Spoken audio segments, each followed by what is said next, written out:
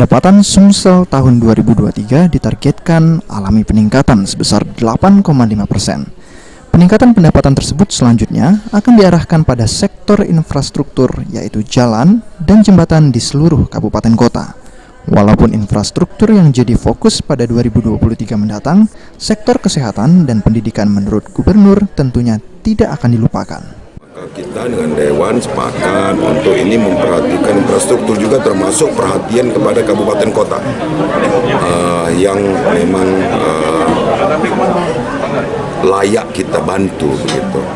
Tapi tidak mengurangi orientasi kita untuk mencerdaskan bangsa, artinya biaya pendidikan, juga orientasi dalam kesehatan, pengobatan maupun. Sementara DPRD Sumsel melalui ketuanya mengungkapkan jika mereka menginginkan kepada TAPD Sumsel tahun depan agar meningkatkan pendapatan asli, lebih khususnya melalui proses dana transfer agar bisa cair dengan cepat, sehingga perencanaan tahun 2023 bisa berjalan dengan baik.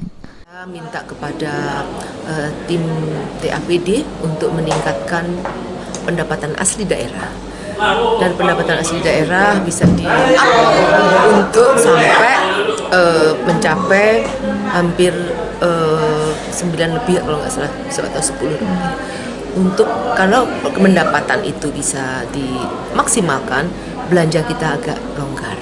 Namun demikian, kita harus tetap berharap apa yang kita proyeksikan dari dana transfer itu bisa cair dengan semua.